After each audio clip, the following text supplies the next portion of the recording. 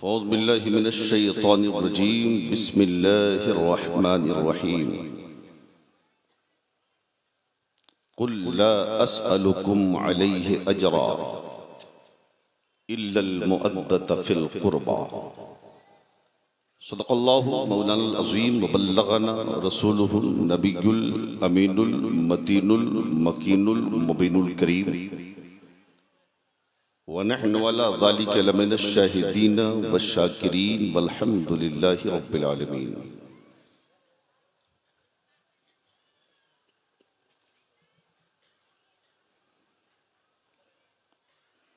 हुजूर पीर तरीक़त रहबरे राह शरीयत गुले गुलज़ारे चिश्तियत औलाद गौसुल आज़म हज़रत अल्लामा मौलाना सैयद शाह ख्वाजा मसूद अहमद साहब क़िबला कलीमी दामत बरकातुहुल आलिया वल क़ुद्सिया की जलवागरी है और हम और आप औलाद नबी के चेहरे की ज़ियारत कर रहे हैं। स्टेज पर हमारी जमात के आपके इलाके के बहुत सारे उलमा इकराम मौजूद हैं।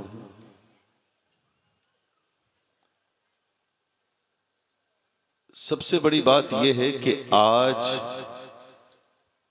शब आशूरा है, जिसे कत्ले हुसैन की रात भी कहते हैं। तो क्यों न हम आज आका हुसैन का जिक्र उनके बेटे के सामने करें। और आपको देखने के बाद तो लगता है कि दीवाना बेदार हो गया है, और बेदार होना भी चाहिए। लेकिन एक बात बता दूं, हिंदुस्तान में बहुत सारे पीरों को हमने देखा है और ये सोचेंगे कि मैं हजरत के सामने बोल रहा हूं। नहीं, खुदा शाहिद है, ये जुमले गायबाना भी मेरे होते हैं और इसमें मुबालगा भी नहीं, यही सच्चाई है, यही हकीकत है। मैंने बहुत सारे पीरों को देखा और पीरों का मुआयना किया तो पता चला कि लंदन में उनकी बिल्डिंग, अमेरिका में उनकी बिल्डिंग, अफ्रीका में उनके मकान, उनके होटल, इंडिया के शहरों में बेशुमार मकान, कोठियां, गाड़ियां वगैरह वगैरह। लेकिन मैंने जब इस पीर को देखा, खुदा की कसम, मैंने जब इनको देखा तो इधर उधर बिल्डिंग नहीं है, कलिया चक में मदरसा, मुर्शिदाबाद में मदरसा, मिल्की में मदरसा, राजमहल में मदरसा। मैंने कहा मसूद मियां, ये मदरसा के कयाम की जरूरत क्या है? तो सरकार मसूद मिल्लत कहते हैं, बेटा हम हुसैन की औलाद हैं और मेरे बाबा हुसैन ने मैदाने करबला में कुरान को बचाने के लिए गर्दन दे दी और मैंने कुरान को बचाने के लिए मदरसा का कयाम किया। ना हम कुरान को मिटने देंगे, ना नबी की शरीयत को मिटने देंगे। आज हमारे समाज को, आज हमारी कौम को ऐसे ही पीर की जरूरत है। और बड़े खुश नसीब हो मियाँ। मैं ऐसा नहीं कि मैं हजरत को आज से जान रहा हूँ। हजरत की करम नवाजियां, मोहब्बतें, शफकतें लगभग 15 से 20 सालों से। यह अलग बात है कि बीच में मुलाकात का फासला जरा लंबा हो गया, लेकिन हकीकत यह है कि इस मर्द कलंदर ने जो दीन का काम किया है, इस मर्द मुजाहिद जो अपने बाबा की सुन्नत पे चल के नबी की शरीयत की हिफाजत का जो बेड़ा उठाया है, अगर हर खानकाह का पीर आगे बढ़ जाए इस काम करने के लिए, तो न कोई बेटा कुरान को आंख दिखा सकता है, न मुसलमान को आंख दिखला सकता है। और मुसलमानों को आंख दिखाने वालों, जरा संभल के दिखाना। अभी भारत में हुसैन का बेटा जिंदा है, अभी हिंदुस्तान में अली की औलाद जिंदा है, और जब तक अली की औलाद हिंदुस्तान में रहेगी, न इस हिंदुस्तान से कुरान निकलेगा, न मुसलमान निकलेगा। अब ये बताओ, तकरीर सुनोगे आप? सुनोगे? जरा मोहब्बत से बोल दो या हुसैन, और प्यार से बोलो या हुसैन।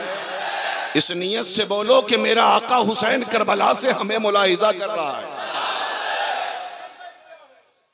दुरूद पाक पढ़ लीजिए। अल्लाहुम्मा सल्ली अला सय्यिदना व नबियना व हबीबना मौलाना मुहम्मदिन बारिक वसल्लिम सल्लु अलैहि सलातुम व सलामुन अलैका या रसूलल्लाह सलातुम व सलामुन अलैका या हबीबल्लाह सल्लल्लाहु तआला अलैहि वसल्लम।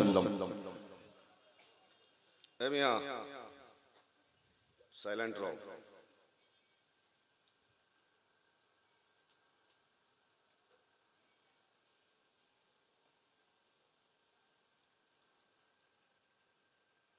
अदब से सर को झुकाकर हुसैन लिखता हूं,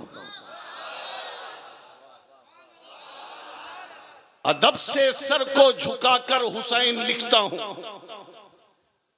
कलम में इत्र लगाकर हुसैन लिखता हूं, कलम में इत्र लगाकर हुसैन लिखता हूं। हुसैन नाम से कुछ ऐसा इश्क है मुझको, हुसैन नाम से कुछ ऐसा इश्क है मुझको, हवा में रंग उड़ाकर हुसैन लिखता हूं। और मेरे हुसैन का सजदा बड़ा निराला है, मेरे हुसैन का सजदा बड़ा निराला है। उस एक सजदे ने इस्लाम को संभाला है, उस एक सजदे ने इस्लाम को संभाला है। और जो बच गया, जो बच गया अली अकबर की जद से करबल में, उसे तबस्सुमे असगर ने मार डाला है, उसे तबस्सुमे असगर ने मार डाला है। कत्ले हुसैन असल में मर्गे यजीद है, इस्लाम जिंदा होता है हर करबला के बाद। हजरात, अल्लाह कुरान में फरमाता है, महबूब तुम कह दो कि मेरी वजह से तुम्हें कुरान मिला, मेरी वजह से तुम्हें इस्लाम मिला, मेरी वजह से तुम्हें शरीयत मिली, मेरी वजह से तुम्हें कानून मुस्तफ़ा मिला, मेरी वजह से तुम्हें जन्नत मिली, मेरी वजह से तुम्हें रहमान मिला, मेरी वजह से तुम्हें दीनों दुनिया की दौलत मिली। लेकिन उसके बावजूद मैं तुमसे इस पर कोई बदला नहीं मांगता, इस पे कोई अज्र तलब नहीं करता। या रसूलल्लाह, आपका तो काम है कुरान लेके आना, आप लेके आ गए, इस्लाम लेके आना काम था, आप आ गए, शरीयत लेके आना काम था, आप लेके आ गए, फिर किस चीज पे बदला नहीं मांगते आप? मेरे आका फरमाते हैं, मेरे गुलामों, मैं कुरान लाया उस पर बदला नहीं, मैं दीन लाया उस पर बदला नहीं, मैं शरीयत लाया उस पर बदला नहीं, मेरी वजह से जन्नत में जाओगे उस पर बदला नहीं, मेरी वजह से रहमान मिला उस पर बदला नहीं, बल्कि बदला इस चीज का मांग रहा हूं मेरे गुलामों कि मैंने तेरे लिए बहुत आंसू बहाए हैं, मैंने तेरे लिए खाना भी छोड़ा है, मैंने तेरे लिए पानी भी छोड़ा है, मैंने तुझे बचाने के लिए अपना कुंबा कुर्बान किया है, इसलिए बदला ये कि ऐ मेरे गुलामों, कोई दूसरी चीज नहीं चाहिए, बस इतना करना कि मेरी अहले बैत से मोहब्बत करना, मेरी आल से प्यार करना। इसलिए तो हजरत बेदम वारसी कहते हैं, बेदम यही तो 5 हैं मकसूद कायनात, बेदम यही तो 5 हैं मकसूद कायनात, खैरुन्निसा हुसैन व हसन मुस्तफा अली। शब आशूरा है, इसलिए जरूरी है कि आका हुसैन का जिक्र हो जाए। तैयार हैं आप? जरा जोर से बोल दें या हुसैन, और जोर से बोलें या हुसैन। मेरे आका हुसैन के बचपन की एक तारीख सुनाता हूं जिसका ताल्लुक डायरेक्ट करबला की तारीख से है।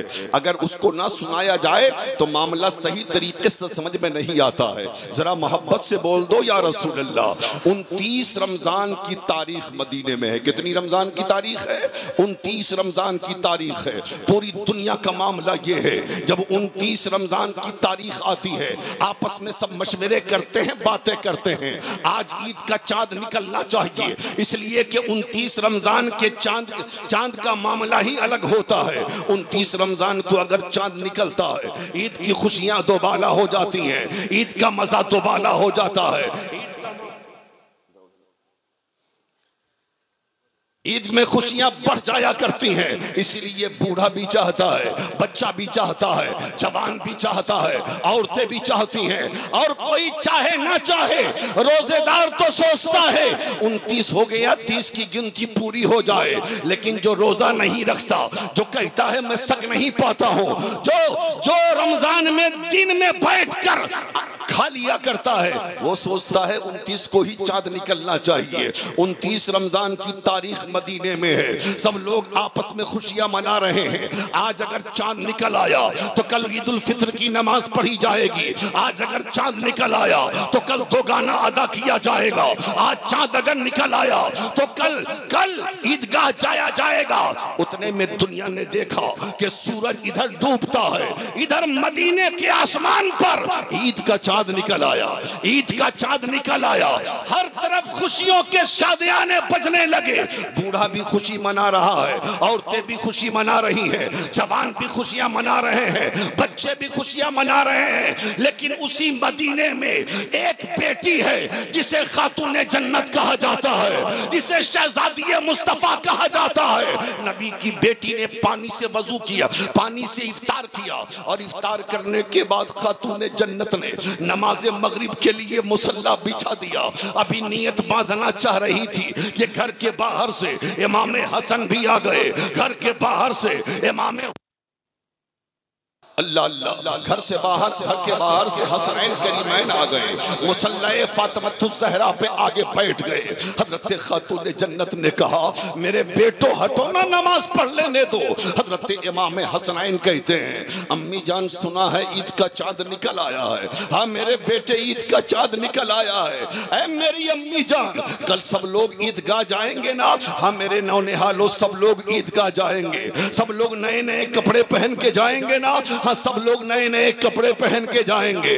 अम्मी जान ये भी तो बता दें हम कौन सा कपड़ा पहन के जाएंगे, हम कौन सा जोड़ा पहन के जाएंगे? नबी की बेटी ने थोड़ी देर तक सर को नीचे रख के सोचा और सोच के कहा मेरे बेटो तुम दोनों उसी कपड़े को पहन के जाओगे जिस कपड़े को तुमने अभी पहन रखा है। हजरत इमाम हसनैन कदमों से मचल जाते हैं और कदमों से लिपट के कहते हैं अम्मी जान नहीं नहीं नहीं, मुझे भी नया जोड़ा चाहिए, मुझे भी नया कपड़ा चाहिए, मुझे भी नया लिबास चाहिए। ऐ कलिया चक्के हुसैनी मुसलमानों, जरा ये तो बताओ, और ये तो बताओ, आज हमारा मामला ये है, हमारे समाज में अमीर भी है, हमारे समाज में मुतवस्सित तबके के लोग भी हैं, हमारे समाज में गरीब भी है। अमीर तो अपने बच्चों के लिए कपड़े का इंतजाम कर लेता है, लेकिन गरीबों का हाल ये है कि गरीबों के पास पैसे नहीं रहते, उसके बावजूद भी कर्जा लेकर, किसी से उधार लेकर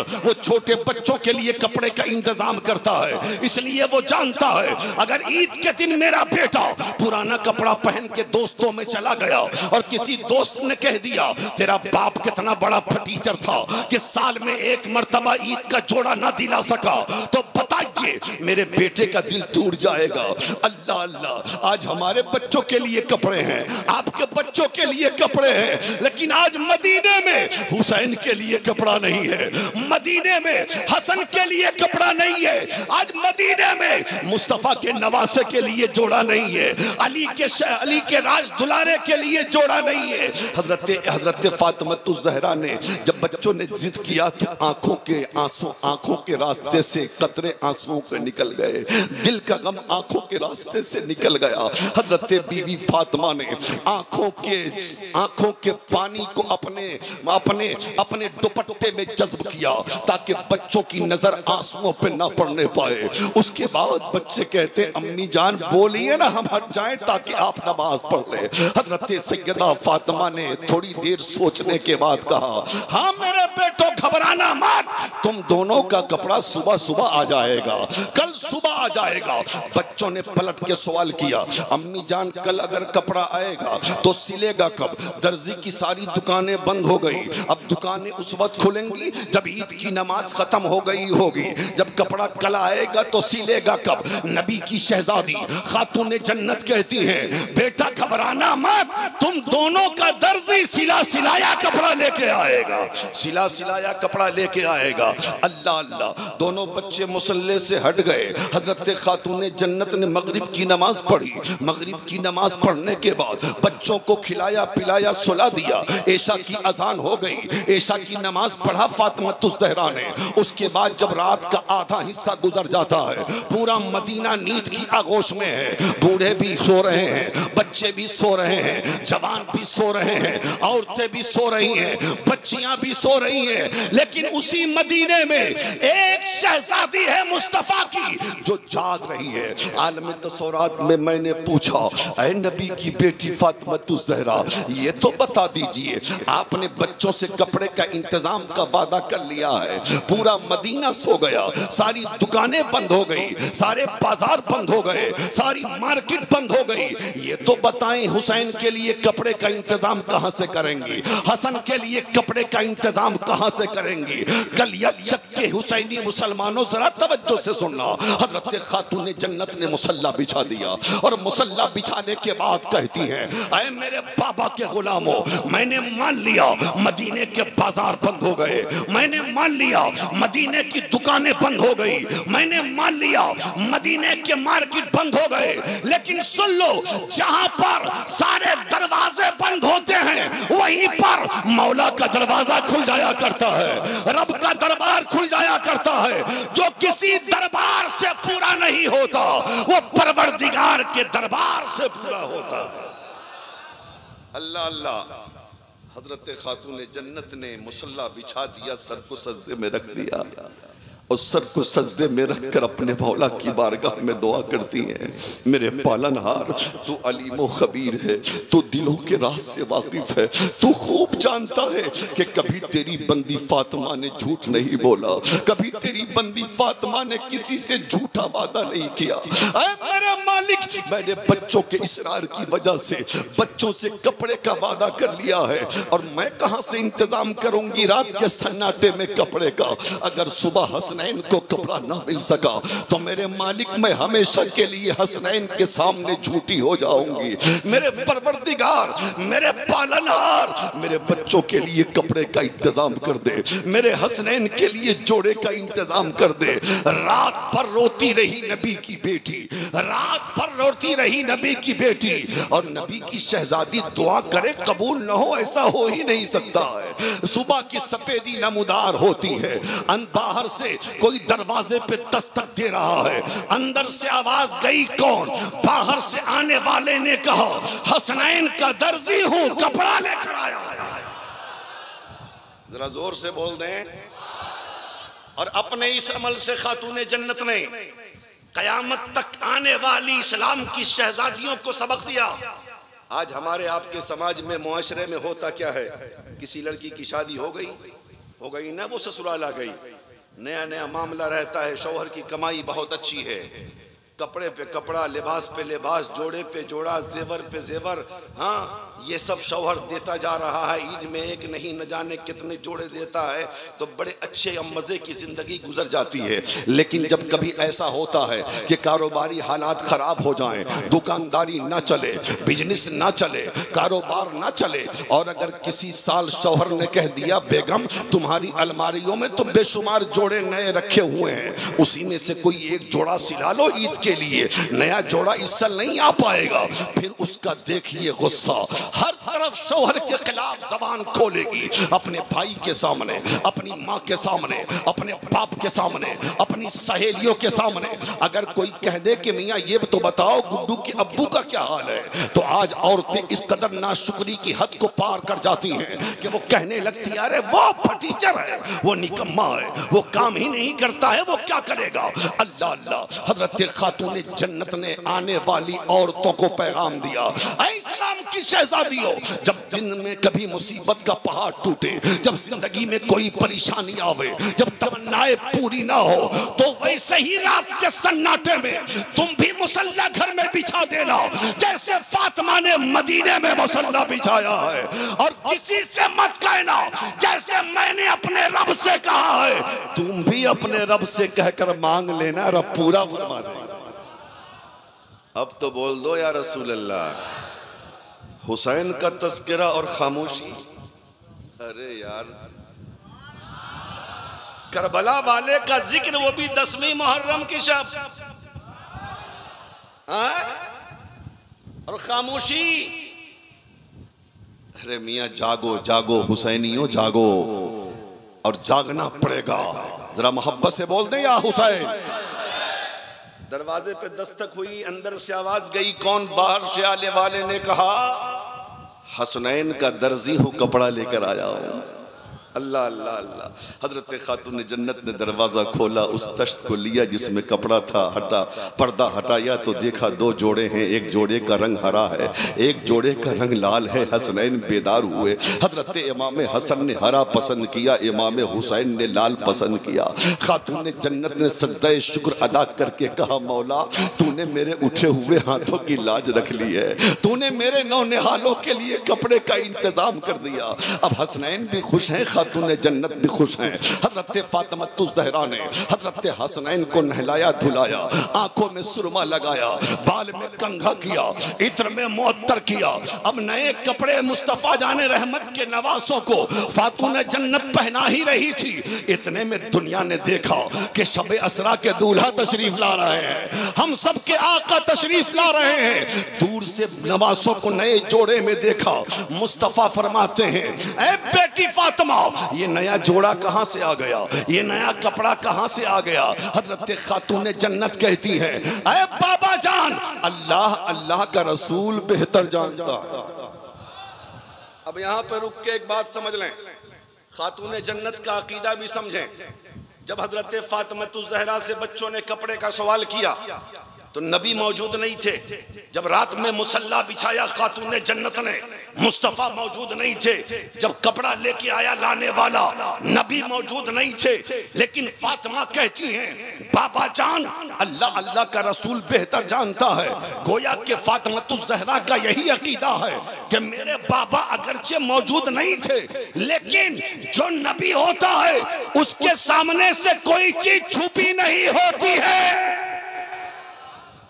मेरे बाबा नहीं थे लेकिन फिर भी सब जान रहे हैं, फिर भी सब जान रहे हैं। और नबी ने भी ये नहीं फरमाया कि बेटी कैसी बात करती हो, मैं तो था ही नहीं, मुझे क्या पता, बल्कि मेरे आका फरमाते हैं हाँ बेटी फातिमा, हाँ बेटी फातिमा सुनो, जब रात के सन्नाटे में तुमने कपड़े का वादा कर लिया और बच्चों के लिए कपड़े के इंतजाम के लिए तुमने रात में मुसल्ला बिछा दिया और रात भर रोती रही, तो रब ने जिब्राइल से कहा ऐ जिब्राइल सिदरा पर बैठने का वक्त नहीं है, जन्नत से 2 जोड़े ले लो और हसनैन के जागने से पहले फातिमा के घर पहुंचा दो, ताकि जब हसनैन बेदार हो तो उनको कपड़ा मिल सके।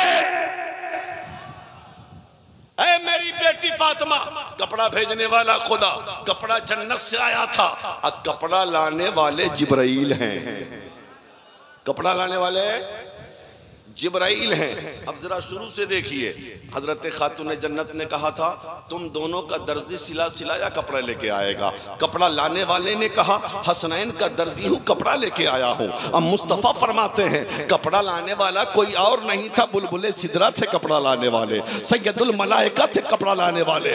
पता चला हुसैन उस साथे गिरामी का नाम है जिसका दर्जी बनकर, जिनके खादिम बनकर बुलबुले सिदरा सैयदुल मलाइका जिब्राइल अमी आ रहे हैं, जिब्राइल अमी आ रहे हैं। अरे जिनके खादिम बनकर जिब्राइल आवे, उस हुसैन का मकाम कितना ऊंचा।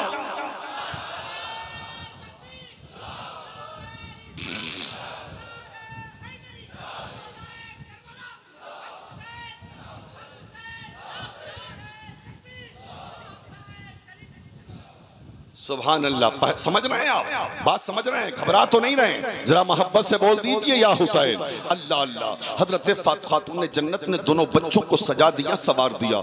उसके बाद हजरत खातून जन्नत ने हजरत इमाम हसन की के हाथ में नाना की दाहिनी उंगली पकड़वा दी, इमाम हुसैन के हाथ में नाना की बाएं उंगली पकड़वा दी। उसके बाद दोनों शहजादे अपने नाना के साथ ईदगाह जा रहे हैं, अपने नाना के साथ ईदगाह जा रहे हैं। तवज्जो जरा इधर कर लीजिए, यहीं से करबला शुरू हो रहा है, यहीं से करबला, यहीं से तारीख यू टर्न ले रही है। अल्लाह के रसूल के साथ दोनों नवासे चले हैं, थोड़ी दूर आगे बढ़े। हजरत इमाम हसनैन कहते हैं नाना जान कपड़ा चाहिए था, मिल गया, लेकिन देख रहा हूं कि सारे लोग अपनी अपनी सवारियों पे सवार होके जा रहे हैं, नाना जान हमें भी सवारी दे दीजिए ना।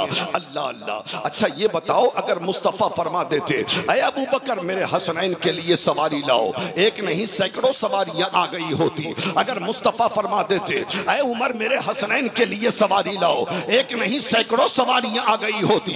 अगर मुस्तफ़ा फरमा देते ऐ उस्मान मेरे हसनैन के लिए सवारी लाओ, तो सैकड़ों सवारियां आ गई होती। लेकिन मेरे आका ने न अबू बकर से सवारी लाने का हुक्म दिया, न उमर को हुक्म दिया, न उस्मान को हुक्म दिया, बल्कि मेरे आका फरमाते हैं ऐ हसन सवारी चाहिए, आओ मेरे दाहिने कांधे पे सवार हो जाओ, ये तुम्हारी सवारी है। हुसैन सवारी चाहिए, मेरे बाएं कांधे पे सवार हो जाओ, ये तुम्हारी सवारी है। अब दोनों नवासे नाना के कांधे पे सवार होकर ईदगाह की तरफ चले हैं। थोड़ी दूर आगे बढ़े हैं कि दोनों बच्चे अर्ज करते हैं नाना जान कपड़े चाहिए थे, मिल गए, सवारी चाहिए थी, मिल गई, लेकिन एक सवार जब किसी सवारी पर सवार होता है तो उस सवारी की लगाम सवार के हाथ में होती है।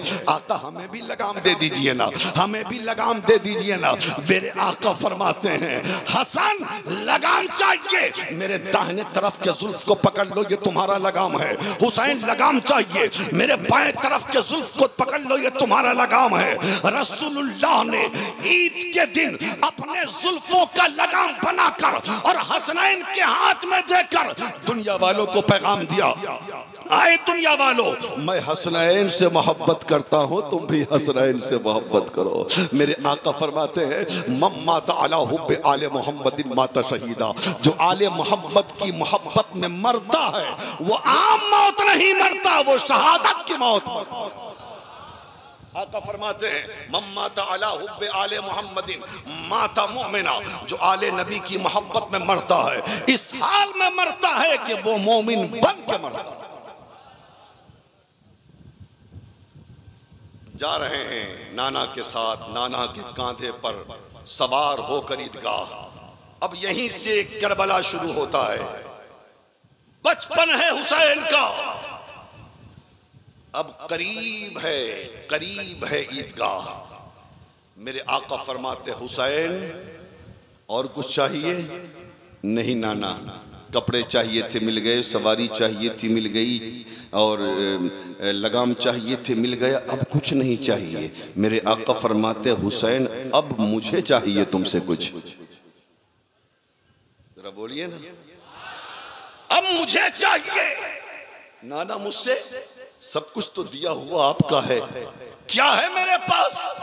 हुसैन वही जो है वही तो मांगूंगा। आका मांग लीजिए ना, क्या मांग रहे हैं, क्या हुसैन देगा? ऐ हुसैन दोगे ना, वादा करो। नाना दूंगा। कहा क्या? कहा बताइए ना क्या दे, क्या लीजिएगा? कहा एक वादा तुम्हें करना पड़ेगा जिसको निभाना भी पड़ेगा। हुसैन कहते हैं नाना वादा? कैसा वादा? कहा सुन लो हुसैन, इस वादा को पूरा करने में अपना वतन भी छोड़ना पड़ सकता है, छोड़ोगे? नाना छोड़ दूंगा। इस वादा को पूरा करने के लिए भूखा भी रहना पड़ सकता है, रहोगे? नाना रह जाऊंगा। प्यासा रहना पड़ेगा, रहोगे? नाना रह जाऊंगा। इस वादा को पूरा करने के लिए 18 साल का भी लाल देना पड़ सकता है, दोगे? नाना दूंगा। 45 साल का भाई भी देना पड़ेगा, दोगे? नाना दूंगा। 22 साल का भतीजा देना पड़ेगा, दोगे? नाना दूंगा। 6 माह का लाल देना होगा, दोगे? नाना दूंगा। आखिर में अपनी जान देनी पड़ेगी, दोगे? नाना दूंगा। तब मेरे रसूल फरमाते हैं हुसैन जल्दबाजी में फैसला मत करना, सोच लो। हुसैन कहते हैं सोच लिया। रसूल कहते हैं समझ लो। हुसैन कहते हैं समझ लिया। तब मेरे रसूल फरमाते हैं हुसैन सुनना, आज मैंने तुझे अपने कांधे पे उठाकर और बैठाकर मैंने तुझे ईदगाह पहुंचाया है। वादा करो कि कल मैदान करबला में जब यजीदियत पनपती होगी और मेरी उम्मत की कश्ती बीच मझधार में डूबने वाली होगी हुसैन, तो वादा करो मैदान करबला में मेरी उम्मत की कश्ती को अपने कांधे पे उठाकर किनारे से लगाओगे, किनारे से लगाओगे, मेरे दीन को बचाओगे, मेरे कुरान को बचाओगे।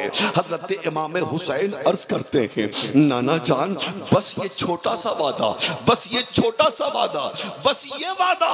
नाना जान हुसैन यजीदियों से नहीं डरता। नाना जान हुसैन ने दूध पिया है खातून जन्नत का, हुसैन की रगों में हैदर का खून है। नाना जान हुसैन के लोचों को चूसा है आपने।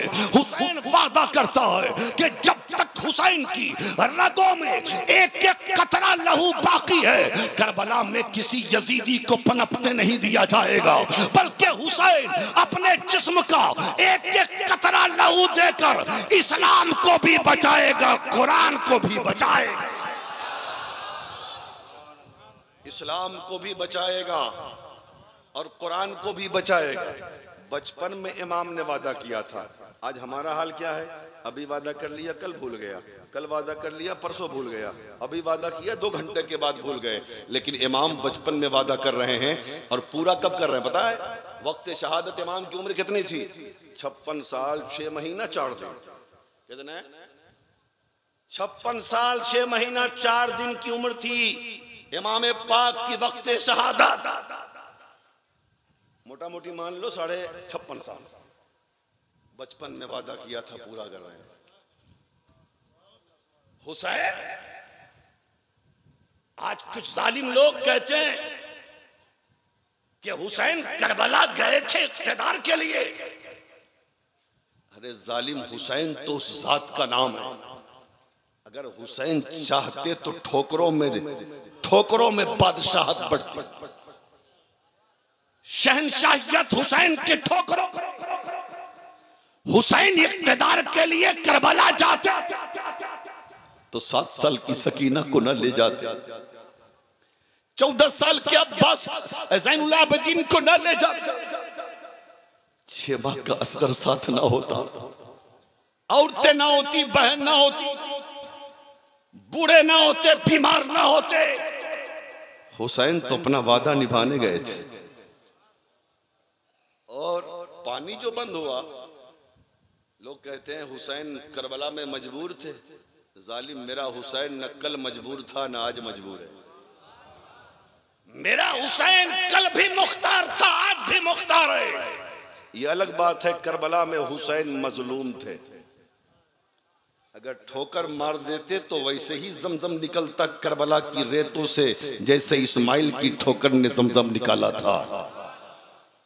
और सुनो एक बात याद आ गई तो सुन लो।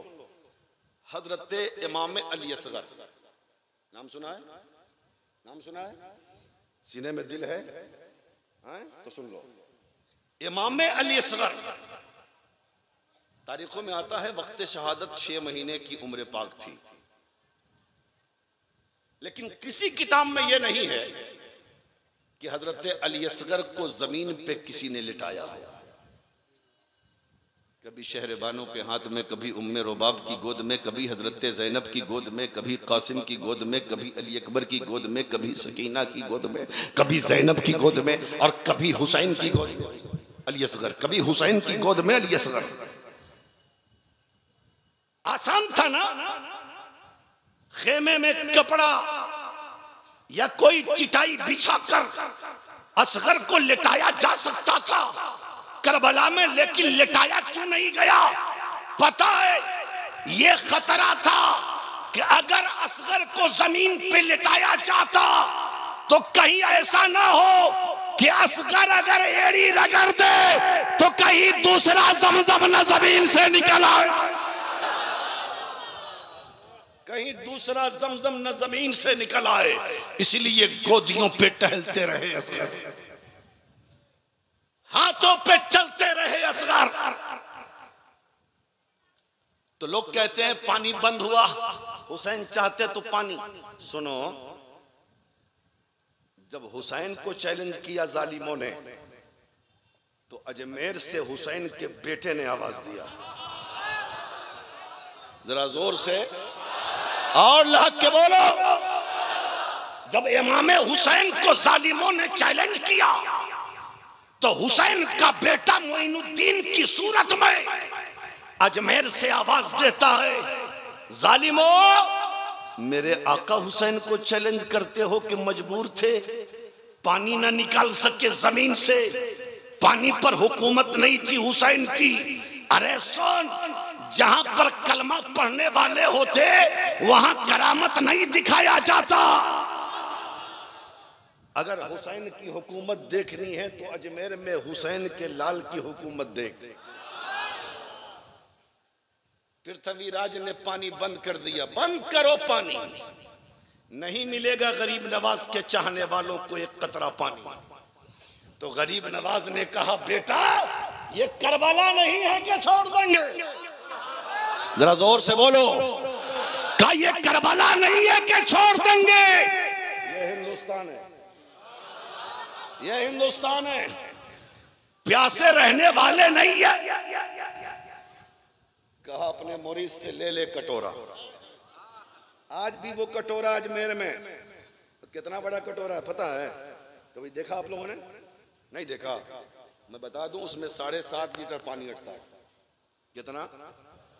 गरीब नवाज के उस कासे में, जिस कासे को लेकर हजरत गरीब नवाज ने अना सागर को समेटने के लिए भेजा था, उस कासे में 7.5 लीटर पानी अटता है। और आज भी अजमेर में। पृथ्वीराज चौहान से कहा, जालिम, ये करबला नहीं है, बंद करता है बंद कर, पहरे लगाता है लगा, ले ले कटोरा मेरे लाल और चला जा अना सागर के पास और कहना, चल तुझे गरीब नवाज ने बुलाया है।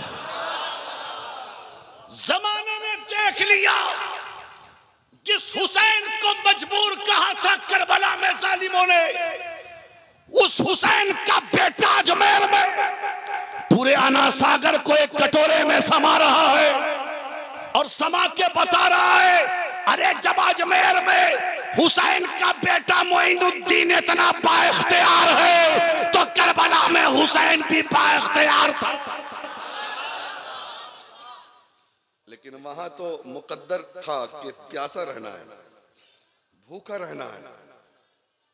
और वो शहीद करने वाले कौन थे? कलमा पढ़ने वाले थे, नमाज पढ़ने वाले थे, कुरान पढ़ने वाले थे।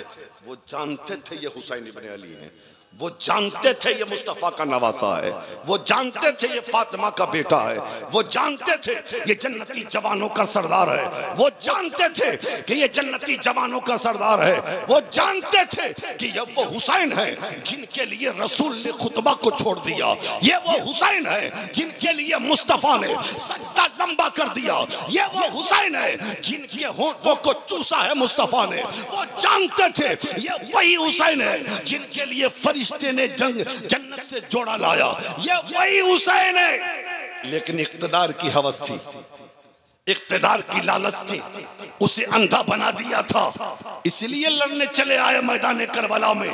आज लोग कहते हैं यजीद जीत गया, मैं कहता हूं करबला में जो जीत गया, जो बच गया वही हार गया, जो कट गया वही जीत गया। अच्छा, एक बात और बता दूं जो आप समझेंगे। सानहे करबला के बाद हजरत मौजूद हैं, सानहे करबला के बाद। अच्छा, आपके मोहल्ले में कोई यजीद नाम का है? आपके शहर में, पूरे हिंदुस्तान में, पूरे मुल्क में? मैं तो कहता हूं कि यजीद को सच्चा मानने वाले भी यजीद अपने बेटे का नाम किसी का यजीद नहीं रखा। अगर खुदा न खास्ता किसी ने धोखे से अपने बेटे का नाम यजीद रख दिया तो साल भर तो बच जाएगा किसी तरीके से, लेकिन 10 मुहर्रम को तो किसी हाल में बचने वाला नहीं है। लोग कहेंगे पहले मोहल्ले के यजीद का खात्मा करो तब करबला चलेंगे। खोली का नाम सुना है? आज तक किसी को देखा है कि खोली नाम हो, शिम्र नाम हो, इब्ने जियाद किसी का नाम हो? नहीं ना। और हुकूमत कहते किसे हैं? इसी मजमे में, इसी मजमे में बहुत सारे नाम ऐसे होंगे जो मेरे आका हुसैन के नाम पे होगा। किसी का नाम असगर होगा, किसी का नाम अकबर होगा, किसी का नाम औन होगा, किसी का नाम मोहम्मद होगा, किसी का नाम अब्बास होगा। अरे यजीद मिट गया, यजीदियत फना हो गई, हुसैन जिंदा थे, जिंदा है, कयामत तक हुसैन जिंदा रहेंगे। समझ रहे हैं? तो सरकार मसूद मिल्लत ने अपने बाबा हुसैन के मिशन को जिंदा रखा है। इमाम ने गर्दन क्यों दी? कुरान बचा रहे, इस्लाम बचा रहे, शरीयत बची रहे, नबी का दीन बचा रहे। इतने दीवाने हैं मियाँ, अगर मसूद मिल्लत चाहते ना, हाँ, तो हर शहर में बिल्डिंगें होती, हर शहर में कारोबार होता, हर शहर में होटल होते, हर शहर में काम करने के लिए पैसे कमाने का जरिया होता कि नहीं? लेकिन मैंने जितना जाना है, आज आशूरा की शब में मेरा आका हुसैन भी मुलाहिजा कर रहा है, हमें भी और अपने बेटे को भी, अपनी औलाद को भी और अपने गुलामों को भी, कि जमाना ये कहने पे। अभी हम लोग बैठ के कमरे में बात कर रहे थे, एक साहब कहने लगे, हजरत ये सरकार मसूद मिल्लत, सरकार मसूद मिल्लत और सरकार दूल्हा मियां अलैहिर्रहमा का फैजान है, उनका करम है कि उन्होंने जगह जगह बंगाल में मदरसा कायम करके वैसे ही इस्लाम को बचाया है जैसे हमारे अकाबरीन ने इस्लाम को बचाया था। और सही बात है, सही बात भी है, हाँ? नहीं तो आज एक मदरसा चलाने में तो दिमाग खराब हो जाता है मियाँ। मेरा ख्याल ये है कि पूरे मालदा मिला के, फरक्का मिला के, राजमहल, ये पूरा जो इलाका है सरकार मसूद मिल्लत का है। और दीन का काम उस वक्त तक सफल नहीं हो सकता जब तक कि उसमें खुलूस ना हो, उसमें मोहब्बत ना हो, हाँ, उसमें अल्लाह की रजा शामिल ना हो, उसमें मुस्तफ़ा की खुशनुदी शामिल ना हो। पता चला हुजूर मसऊद मिल्लत का ये मिशन आज तक सफल होता रहा है। और मेरा ईकान कहता है, यकीन कहता है कि जब तक दुनिया कायम रहेगी सरकार मसऊद मिल्लत और सरकार मसऊद मिल्लत का मिशन आगे बढ़ता रहेगा और कामयाब होता। समझ रहे हैं? आज हम देखते हैं हजरात, हम देखते हैं, हर एतबार से देखते हैं कि आज दुनिया कमाने के लिए लोग क्या क्या कर रहे हैं, क्या क्या कर रहे हैं ना। मेरे आका हुसैन की अजमत का वो कौन बयान कर सकता है? एक शहादत बयान कर दूं, ठीक है? आज शबे आशूरा है, इसलिए जरूरत है कि एक शहादत बयान कर दिया जाए। बोल दीजिए, बयान कर दूं, जरा जोर से बोल दीजिए मोहब्बत के साथ। 10 मुहर्रम, जब कल की रात मुहर्रम की आने वाली है। देखिए ये शब जो है ना, इस शब में जब यकीन हो गया कि ये जालिम यजीदी हमसे लड़ाई करने के लिए तैयार हैं, हमसे लड़ाई करने के लिए तैयार हैं। हजरत इमाम हुसैन ने रात के सन्नाटे में अपने असहाब को एक खेमे में आवाज दिया, बुला लिया। और बुलाने के बाद इमाम हुसैन कहते हैं, ऐ मेरे लोगों, ऐ मेरे चाहने वालों, मेरे जानेसारों, ये यजीद को दुश्मनी मुझसे है, मेरी जान का दुश्मन है। ऐसा है कि अपने लिए, मेरे लिए अपने बच्चों को यतीम मत करो, अपनी बीवियों को बेवा मत करो। तुम लोगों ने यहाँ तक मेरा साथ दिया है, तुम्हारा बहुत बहुत शुक्रिया है। अब कोई जाना चाहता है तो मैं किसी से नाराज नहीं हूँ, वो यहाँ से जा सकता है, मेरा मामला यजीद के साथ है, मैं समझ लूंगा। इतना पैगाम जब दे दिया इमाम आली मकाम ने, उसके बाद चिराग बुझा दिया, ये सोचकर हो सकता है चिराग की रोशनी में कोई जाने के लिए तैयार ना हो, लेकिन जब अंधेरा छाएगा तो हो सकता है कोई उठ के चला जाए। अपने बच्चों के लिए, अपनी बीवियों के लिए, अपने घर के लोगों के लिए, अपने रिश्तेदार के लिए, अपने खानदान के लिए थोड़ी देर तक चिराग बुझा रहा। और थोड़ी देर के बाद जब चिराग जलाया गया तो देखा इमाम ने कि सारे जानिसारान वैसे ही बैठे हुए हैं अपनी जगह पे जैसे चिराग बुझाने से पहले बैठे हुए थे। हजरत इमाम कहते हैं, ऐ मेरे चाहने वालों, क्यों नहीं गए, क्यों नहीं गए? सब लोग रो के कहते हैं, आका आका, हमने यहाँ तक साथ दिया है, अब आगे आपको छोड़कर हम चले जाएंगे, कल मैदान महशर में मुस्तफा को क्या जवाब देंगे? मेरे आका हुसैन, आपकी जान अगर जाएगी तो आपसे पहले आपके नाम पर हम कुर्बान होने के लिए तैयार हैं, ताकि मैदान महशर में मुस्तफा ने अगर पूछ दिया तो हम सुरखरू हो सके। अल्लाह अल्लाह। हजरत शहरबानों से आका हुसैन कहते हैं, ऐ शहरबानों, तुम बहुत बड़े घराने की हो, बहुत मुसीबतों में तुमने मेरा साथ दिया है, तुम भी अपने बेटे को लो और चली जाओ। हजरत शहरबानों कहती, आका कैसी बात करते हैं, आपके निकाह में आने के बाद तो आपने मुझे जन्नत का हकदार बना दिया, मैं तो नबी की रिश्तेदार हो गई, मैं कभी भी आपको अपना आपका साथ छोड़ के नहीं जा सकती हूँ। अल्लाह अल्लाह। मैदान करबला है, मैदान करबला है। रात के तीसरे पहर हजरत इमाम हुसैन ने हजरत अली अकबर से कहा, अली अकबर, जाओ जरा मैदान करबला का मुआयना करके आओ, मैदान करबला को देख के आओ।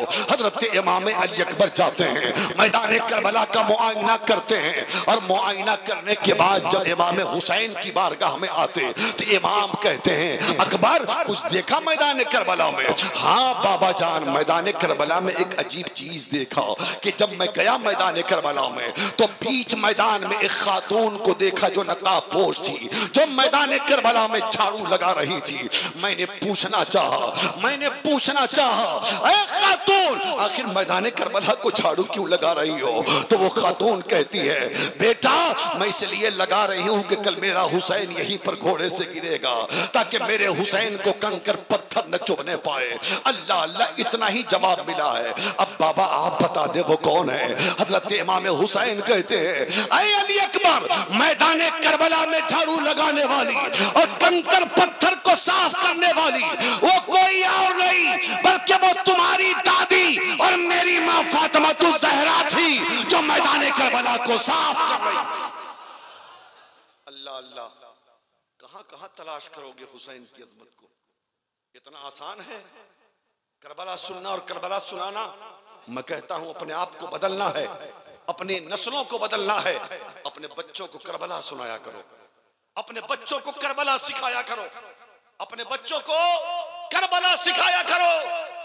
जब करबला सिखाओगे ना, उसे पता चलेगा कि इस्लाम की इतनी अच्छी सूरत, इस्लाम का इतना अच्छा चेहरा, कुरान का इतना पवित्र और पाक चेहरा ऐसे ही हम तक नहीं पहुंचा है, बल्कि जब अली असगर का खून इस्लाम की जड़ों में आया है तब इस्लाम बचा है। जब अब्बास का खून आया है तब इस्लाम बचा है। जब कासिम का लहू आया है तब इस्लाम बचा है। जब हैदर करार के लाल का लहू आया है तब इस्लाम बचा है। और आज हमें गर्दन कटाने की जरूरत नहीं है, आज हमें अपनी कुर्बानियां देने की जरूरत नहीं है, आज किरदारे हुसैनी अपनाने की जरूरत है। बस 2 जुमले में मेरी तकरीर खत्म हो रही है। 2 जुमला। आज तक नबी होने का दावा बहुत सारे लोगों ने किया, आप तारीख उठाएं, उलमा से पूछें, लेकिन आज तक किसी ने हुसैन होने का दावा नहीं किया। सुन रहे हैं? नबी होने का, रसूल होने का दावा तो बहुतों ने किया, लेकिन हुसैन होने का दावा किसी ने नहीं किया। पता है क्यों? इसलिए कि जानता है कि अगर हुसैन होने का दावा करेंगे तो 18 साल का बेटा देना होगा, अगर हुसैन होने का दावा करेंगे तो 45 साल का भाई देना होगा, अगर हुसैन होने का दावा करेंगे तो 6 माह का लाल देना होगा, अगर हुसैन होने का दावा करेंगे तो वतन छोड़ना होगा, अगर हुसैन होने का दावा करेंगे तो अपनी कुर्बानी देनी होगी। इसलिए नबी होने का दावा तो बहुतों ने किया, लेकिन हुसैन होने का दावा किसी ने नहीं किया। इसलिए तो एक हिंदू औरत हैदराबाद में तकरीर कर रही थी, भाषण कर रही थी, भाषण करते करते उसने मुसलमानों को एक चैलेंज किया था, अरे मुसलमानों, इतना बड़ा मजमा है, बहुत सारे मुसलमान हैं, एक सवाल का जवाब दो। लोगों ने कहा क्या सवाल है हिंदू औरत तुम्हारा? कहा ये बताओ कि एक हुसैन पैदा हुआ था 1400 बरस पहले मदीने में, एक हुसैन पैदा हुआ था 1400 बरस पहले मदीने में। क्या बात है, 1400 बरस हो गए, आज तक दूसरा हुसैन न पैदा हो सका। जाहिर बात है जब सवाल हुआ तो पूरा सन्नाटा, कोई जवाब देने वाला नहीं, कोई उठने वाला नहीं। दोबारा उस औरत ने चैलेंज किया मुसलमानों को, फिर भी कोई नहीं उठा। जब तीसरी मर्तबा उसने चैलेंज किया तो एक बूढ़ा, चेहरे पे दाढ़ी, सर पे टोपी, इस्लामी लिबास, वो खड़ा होता है और कहता है, ऐ हिंदू औरत बता तेरा सवाल क्या है? वो कहती है मेरा सवाल ये है, एक हुसैन पैदा हुआ था 1400 बरस पहले मदीने में, आज तक दूसरा हुसैन क्यों ना आया? इसका जवाब बता। तो वो मुसलमान कहता है, ज़ईफ आदमी, वो कहता है, ऐ हिंदू औरत मैं तेरे सवाल का जवाब देता हूँ। कहा जवाब दे दो, क्या जवाब दे रहे हो? वो बूढ़ा कहता है, ऐ हिंदू औरत, दूसरा हुसैन तो पैदा हो जाता, लेकिन फातिमा जैसी कोई मां ना रही, फातिमा जैसी कोई न मां रही। अगर फातिमा जैसी मां हो जाए तो जमीन पर दूसरा हुसैन भी पैदा हो सकता है। इसलिए मुसलमानों, अपनी बच्चियों को कनीज़े फातिमा बनाओ, अपने बच्चों को इमाम का किरदार सुनाओ, अपने घर में करबला की तारीख सुनाया करो और अपने आप को बदलो। 2 जुमलों में तारीख करबला, गर्दन कटाया हुसैन ने सजदे में, और ये सबक दिया मुसलमानों, कभी नमाज मत छोड़ना, कभी नमाज मत छोड़ना। और कटा हुआ सर नेज़े पे चढ़ के कुरान पढ़ा और कुरान पढ़ के कहा, हुसैनिया कभी कुरान मत छोड़ना। और आज हम नमाज भी छोड़ते हैं, हम कुरान भी छोड़ते हैं। नमाज तो जुमा जुमा, फिर 2 रिकत, वो भी सबसे लास्ट में जाएगा, सबसे फर्स्ट में आएगा। और कुरान तो बस क्या करना है, वो जुज़दान में लपेटा हुआ, जहेज में भी मिला कुरान तो वो जुज़दान में लपेटा हुआ ताक पे रखा है, पढ़ने ही नहीं आता। साल में 1 मरतबा औरतें शबे बारात में पढ़ती हैं, लेकिन मर्दों को तो मोबाइल से मतलब है, कुरान से क्या मतलब है? बदलो मियां बदलो, बदलो अपने आप को, चेहरे पे दाढ़ी सजाओ, जिस्म पे इस्लामी लिबास सजाओ, अपनी मस्जिदों को आबाद करो, कुरान को सीने से लगाओ। अरे सर कटा नहीं सकते, सर को तो झुका सकते हो ना। बोलो नमाज पढ़ोगे कि नहीं? बोलो। आज की रात इमाम हुसैन ने रात के 2 हिस्से किए थे। एक हिस्से में नमाजें पढ़ी करबला में अहले बैत ने, और एक हिस्से में कुरान पढ़ा। एक हिस्से में कुरान पढ़ा। हम अहले बैत से मोहब्बत करने वाले हैं, अहले बैत के नाम पे अपनी जान देने वाले हैं। अरे हम खुश नसीब हैं कि हमारे हाथों में सैयद का दामन है ना। तो हमें नमाज पढ़ना चाहिए कि नहीं? अरे पढ़ोगे नमाज कि नहीं यार? बोलो ना, पढ़ना है नमाज? हाथ उठाओ, सब पढ़ोगे नमाज? जुमा जुमा पढ़ोगे ना? 5 जवाब। आज ही फजर से शुरू करो, हा? नहीं तो वही हाल होगा। एक मौलवी साहब एक मिलाद में गए, अब बेनमाजी के खिलाफ तकरीर कर डाली। अब वहां तो कोई नमाज ही नहीं पढ़ता था। सुबह सुबह नजराना की जगह डंडे लेके लगा गए। मौलवी साहब, हमने तुम्हें बुलाया तकरीर करने के लिए कि हमारी तारीफ करो, और हमारे खिलाफ तकरीर कर डाली। अबे तुम्हारे खिलाफ कहां? अभी बेनमाजी के खिलाफ किया ना, तो हम लोगों से बड़ा बेनमाजी कौन है? अब मौलाना को तो निकलना है, नहीं तो मार के तो तोड़ देगा इसको। अरे आप लोग तो सबसे बड़े नमाजी हैं। कैसे? ईद पढ़ते हैं कि नहीं? कहा हाँ, ईद तो बहुत पहले से ईदगाह में जाके बैठे रहते हैं। कहा बताइए, साल में 1 मरतबा ईद की नमाज पढ़ते हैं, इतनी बड़ी नमाज, नया कपड़ा पहन के, इतना खर्च करके, तो आपसे बड़ा कौन नमाजी होगा? कहा ठीक बोल रहे हैं। खूब नजराना दिया, मौलाना को रुखसत कर दिया। समझ रहे हैं ना? तो लोग नमाज का वादा तो कर लेते हैं, लेकिन नमाज पढ़ते नहीं। कसम खुदा की नमाज पढ़ो, अपने रूठे हुए मौला को मना लो, अपने मुस्तफ़ा को मना लो। हमारे मुल्क के हालात अच्छे नहीं है। मुसलमान हर जगह मारा जा रहा है, हर जगह काटा जा रहा है, हर जगह मुसलमानों की दुकानें जलाई जा रही है, मुसलमानों के मकान को मिसमार किया जा रहा है, मुसलमानों के घरों को, मदरसों को, मस्जिदों को तोड़ा जा रहा है, मुसलमानों की बेटियों की इज्जत को लूटा जा रहा है, मुसलमानों के जिस्म से एक एक कतरा लहू निकाला जा रहा है। बेदार हो जाओ और ये सोच लो कि अल्लाह के सिवा कोई मददगार नहीं, मुस्तफा के सिवा कोई मददगार नहीं। देख रहे हो फिलिस्तीन में क्या हो रहा है? फिलिस्तीन में क्या हो रहा है?